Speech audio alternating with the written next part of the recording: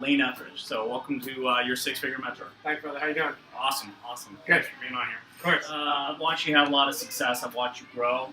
And I know that it wasn't always that way. I'm really inspired by your story. Can you tell us a little bit about where you started from? Yeah, so my passion was actually children. I was a middle school teacher for 2 years back in Maryland, public school, teaching 7th and 8th grade pre-algebra and algebra. And I loved it. I loved the mentorship that I got to give the kids. At the time, I didn't know what a mentor was. I was a teacher. But I believe they can be one and the same. And so I was teaching kids how to basically pass my test, fill in a Scantron, so that I look good. And and really, the funny thing is, Eugene, the first book I read was a book called Rich Dad Poor Dad, and it's by Robert Kiyosaki. And for me at the time, the paradigm shift I had by reading that book changed everything that I knew. And I kind of adopted Robert Kiyosaki as my first mentor. I still yet today have yet to meet him, even though I know a lot of people that are connected with him. But the reason it was so impactful for me was because it changed everything I knew up to that point. And so that shifted my direction. It was my first lane change. It sent me on a detour down a different path, and I actually quit teaching because of that book and ended up moving to San Diego. And so that was really kind of the beginnings. I had no idea what entrepreneurship was. I didn't know how to build businesses. I didn't know how to do anything. And did you know anyone down here? No, I literally... Why did you get here to San Diego? I flipped a coin between Denver and San Diego. I landed on heads, so I chose San Diego.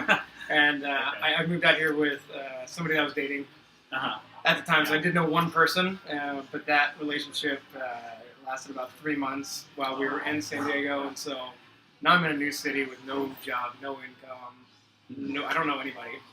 We basically hung out because we were, and so no idea what to do, especially not knowing anybody. You know how it can be, like not having a network can be really, really tough. But so you knew absolutely nobody here. You knew one person in the whole city. How do you change lanes and make that turning point? Well, the first thing I did is I realized I needed to follow somebody that knew what the heck they were doing, rather than just aimlessly walking through, the streets of PB, which is where I was living, which probably wasn't the best at the time when I was where we're living, doing this video. But my mindset back then was totally different. I couldn't do what I do now in the same city, and so I actually went to Rancho Santa Fe, which is one of the wealthiest areas in San Diego, and decided to caddy because I knew golf, and I also knew that golfers typically have money, and at this particular club, they were spending more to join a club than I ever made pretty much my whole life combined.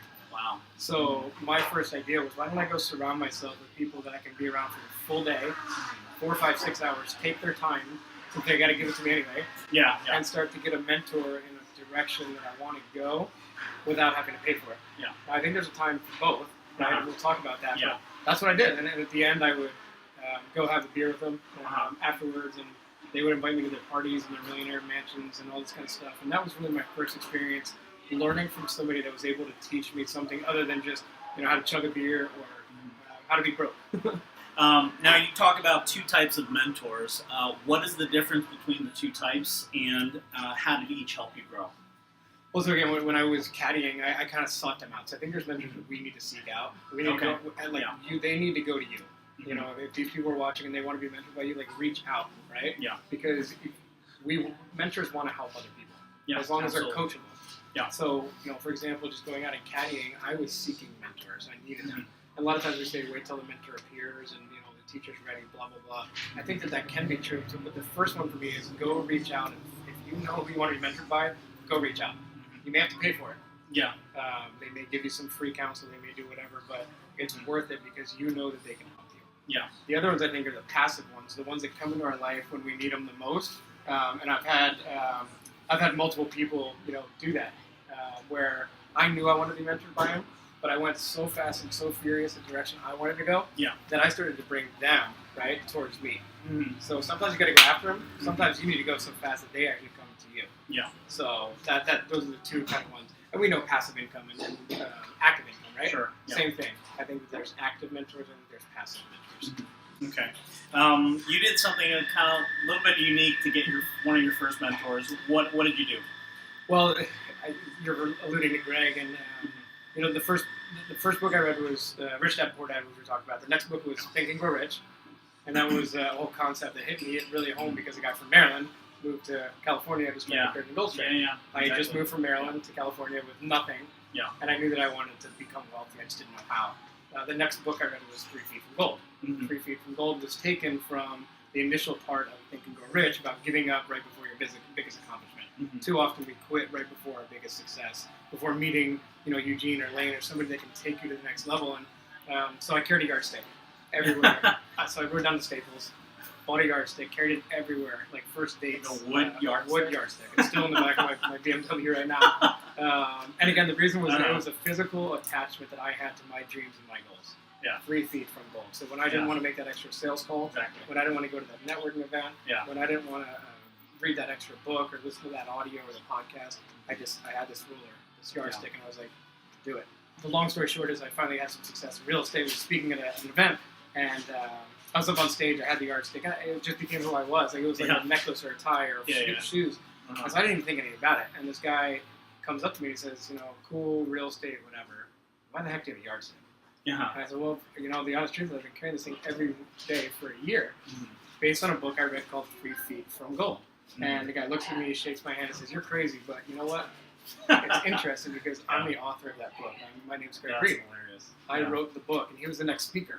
Wow. So I talk about attracting people in your life. He wrote a book that changed my life. When I was about to give up on everything. That's fantastic. And now he is coming into my life, speaking at an event right after I speak, and now we become friends, play poker and tennis and all this kind of stuff. So I kind of attracted indirectly the mentor that now has opened up so many doors for me. That's fantastic. Well, tell us a little bit about your book. This is a book coming out, and also, Wayne, you have an event coming up at the end of the month, and tell us a little bit about that. Yeah, well, here's why I wrote it. So when I met Greg, Greg and I co-authored a book called Initiative. And the Initiative was with Greg Reed, Les Brown, and Brian Tracy. 3 of the foremost experts in motivation and personal development. I mean, just some of you guys may have them as your mentors, right? Listen to them, their CDs or their DVDs. So it was an amazing experience. And I got to speak around the country, including Harvard University, about that first book that I co-authored, right? And it was so interesting to me because people would come up to me and they would, your book changed my life. But it was a co-authored book. Which is fine, but now it was like, I got to step into my own power and write my own book. Because my book will meet somebody at the place they need. You, listening to this, might need the book at the right time in your life, the way I need it, 3 feet from gold. And so my hope is that this book, Changing Lanes, will meet you at the time in your life where you need to make a shift, right? A detour in your life to take it into overdrive and accelerate your dreams. And so that's the purpose of this book. And we've hit Amazon bestseller. Fantastic. And at the event, we're going to be teaching, because it's not even out, right? It's not on Amazon, it's not on Kindle yet. We've done a pre-launch to sell on, but actually helps fund some of the book as well, so you don't have to spend money to make money, right? And so the book is going to be launching at the event, and so I know you're excited about that as well. Great, awesome. And for those of you guys who are learning about this for the first time and you'd like to come into that event, you actually have some of those great speakers and friends coming to be a part of that event. You have Greg Reed. We got Greg Reed speaking on Saturday, so it's kind of cool to have my mentor now speaking on my stage, right? Les Brown is going to speak on Sunday. Greg wrote the foreword for the book, by the way. Les Brown wrote a review on the back, which is amazing. We've got Chip Smith, who has helped 1,200 professional athletes get to the pros. So he's going to be talking about the mind and the body, and how do you, as a team, right? You have teams all over the world. How do you empower them to be more successful? Right, which is going to be awesome. And then on Saturday as well, we've got Brian Smith, who founded Uggs. Many of you might be wearing Uggs right now. Or Brian's going to be talking about branding. How do you build an international brand? And it doesn't matter if you're a solopreneur, an entrepreneur, a full business owner. You need to have brand recognition. Right? It's going to be a lot of fun. Okay, so I'll definitely be there if you guys want to get tickets. We're actually offering the book for free for anyone who registers. There'll be a link below, and you can see it in the description. Also, you'll get a 20% discount for going. I highly recommend you go to this event. Les Brown will be there actually on Sunday as well, so I'm super excited to, actually you might have more and more guests coming, right? I do. Yeah. It's getting a little crazy. So go online and register, and we'll see you guys at the event. Hey, thanks a lot for having me. I'm super excited. We've got to see each other grow, and I think it's fun when you see somebody having success, you want to be a part of it, right? And too many people are in competition instead of collaboration. Yeah, absolutely. I think nowadays, and we've kind of joined up because you're doing amazing things. You're ahead of the game in what you're doing in your industry. You've already accomplished so much, and what we need to do is push each other up. And you're one of those guys that kind of reaches down and pulls people up. And then when they're at a place where they're at least like stable, then you kind of push them up, right? Yeah. And so I appreciate everything you're doing. Thank you for taking the time to allow me to share. And what I've noticed about you is you're a giver. You want people to succeed, and you're willing to help them accomplish things, whether you get recognition or not. Yeah. Because we know the value of giving and receiving, right?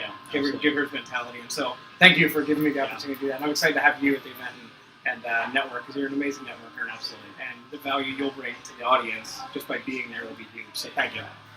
Awesome. So we'll see you guys there. Okay. Bye.